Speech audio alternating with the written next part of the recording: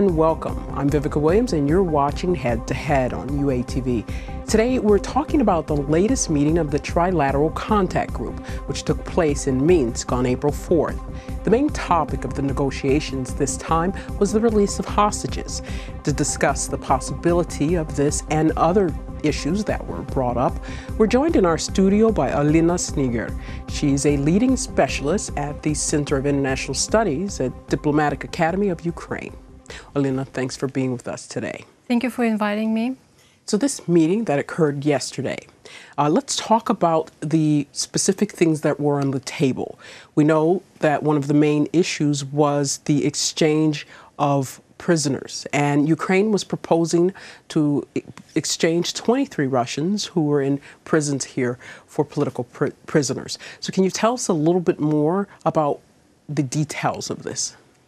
Well, you're absolutely right that this is the most important, probably, and most weighted issue of the negotiations in trilateral format in Minsk. Ukraine proposed to exchange 23 Russian prisoners who are imprisoned in Ukraine, who are held in prisons in Ukraine for war crimes or for political crimes against Ukrainian sovereignty and territorial integrity.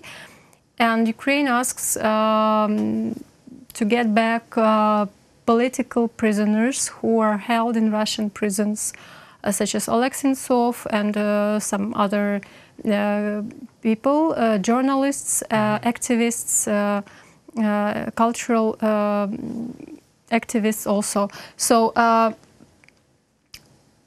we are all waiting for the answer because the proposition is on the table, and now it's up to Russia. It's up to Russia to decide whom Moscow is ready to exchange. Really, I doubt that they would come up with the decision to exchange some famous figures. So, you think there's a possibility? Is there a possibility that Russia will pass on this? Yes, there is a possibility. Of course, there is always a possibility. And we remember the last big exchange that happened last year, and that was really, really big news for Ukraine also and for international community. And we hope that there is Russian interest to come up with a decision for exchange. Because this exchange is a bit different from what we saw before. The other exchanges were mostly people held by militants. The biggest exchange were soldiers. But this is a push to try to bring home some political prisoners.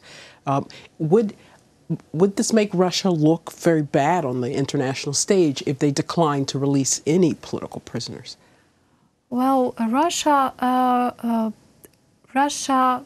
has great reputation losses already. Got great reputation losses already.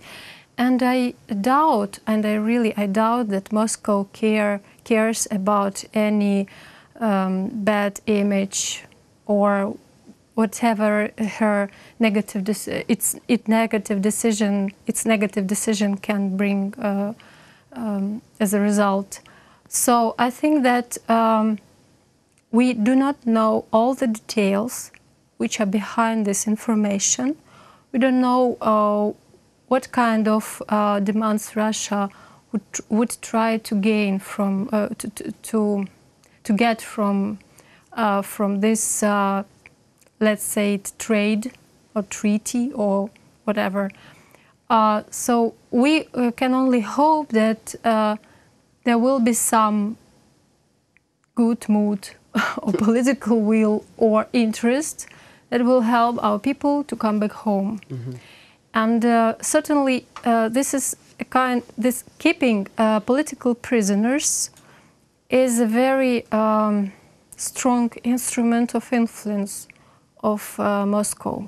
Absolutely. Because it's kind of I would say it's the same as a terror attack, because by keeping those innocent people, Moscow terrorizing Ukrainian society families of these people, and it shows that we can do everything and you cannot stop us. And also Ukraine has more of an interest to have these people home, it seems, than Russia does, especially from the fact that they disavow the presence of soldiers here, the fighting of soldiers here. Yes, of course, and we can also speak about these people as individuals, because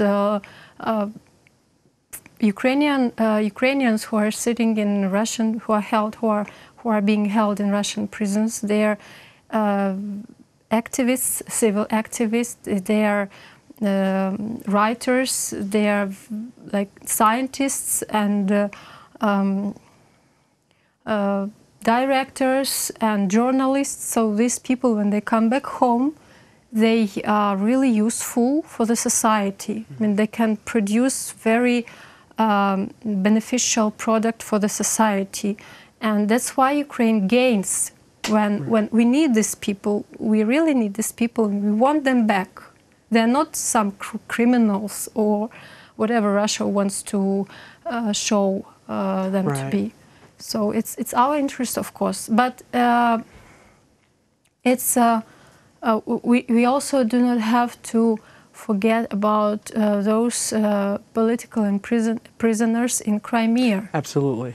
And unfortunately, neither Ukraine nor international community has influence and possibility to push Russia to release those people, those prisoners. And also, they use this extended detention as a way, without passing sentences. This extended detention in itself is a way of avoiding people, the prisoners, from being able to take their cases to international courts. So that in itself is a form of terrorism and Yes, it's a form of terrorism, sure, for sure, because people are slowly dying in prison. And we can also compare the situation in Ukraine with the situation in Georgia, for example, where people are also captured, and they're kept as imprisoned, and then the occupants, Russian side, they demand money for them, for example, or they just kill them, and then they even make a show from giving the body back to Georgian side. It's kind of terrorism, or which is a strong instrument of influence on the society and destabilization of internal political destabilization of the country, as well as in Ukraine, as well as in Georgia. And this brings up to another point. Something that was discussed at the Trilateral Contact Group meeting was searching for people who have disappeared. And there was a discussion, it was said that Russia was not interested in broaching this topic. Yeah, because here we can speak about the value of human life for Russia and for Ukraine. In Ukraine, we are looking for human life is valuable. The law is working, and on the uncontrolled territories, on the occupied territories, there are militants and are armed groups of people which are not controlled at all, and which can do everything that they want. And there also, it's a kind also, if we have been speaking about the terrorism, so it's also a kind of instrument of terrorism to destabilize and to bring fear to those territories and to the territories near contact line. Russian government cannot control absolutely every militant on that territory, but it can give some freedom, or at least a bit of freedom for them to do what they want and to be satisfied. Yes, so, and this is a historic tactic to being able to militant groups. Yes. When you have a controller, they can keep them satisfied by allowing them to have some types of lawlessness. Yes, yes. And another issue that was brought up that we don't know much about the outcome was repairing a bridge in Luhansk. What's significant about this bridge? Are you familiar with this topic? Not really. I know just that this topic was on the table during negotiations, as other topics about critical infrastructure and about simplifying crossing the contact line. And we will see the results, because very often even those topics which were agreed, they are not fulfilled as the following. Yes. So let's see what will be the practical results of these negotiations, of these meetings. And if we could talk for a second about, you mentioned simplifying crossing the contact line. And as we know, this is very difficult, especially there are a lot of pensioners who try to cross, and it takes hours. It's very unsafe conditions. So what are some of the things that were discussed regarding this?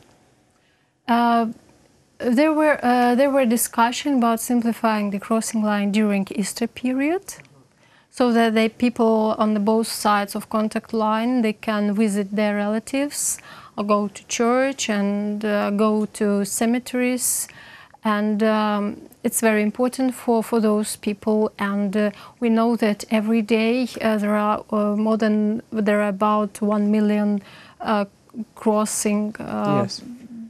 You're right. Yeah. This million people crossing. 1 million people cross their contact line. So it's during these holidays, it's very. This number can increase very much. So this is also important for that side. They have vested interest in this case. Yes, they want to show that they take care of people, and to make people calm down a bit, so that they agree. And it's easy. It's like everyday negotiations on the topics of everyday life. So they're not bringing some political decisions. They're not bringing progress in political way or humanitarian way, or in the security area. So this is one we may see that actually works. Because unfortunately, as we know, so many of the agreements made are immediately broken. We can see with the ceasefires, these rarely last longer than a day. So we can have some hope, perhaps, that this Easter crossing, easing of crossing, on, at least at the Easter period, will be successful. Yeah, let's hope for that. Thank you so much for being with us today and giving us some insights on what has happened in the latest meeting. Thank you. Today, we were joined by Olena Snigyr. She's a leading specialist of the Center of International Studies at the Diplomatic Academy of Ukraine. Thank you so much for joining us.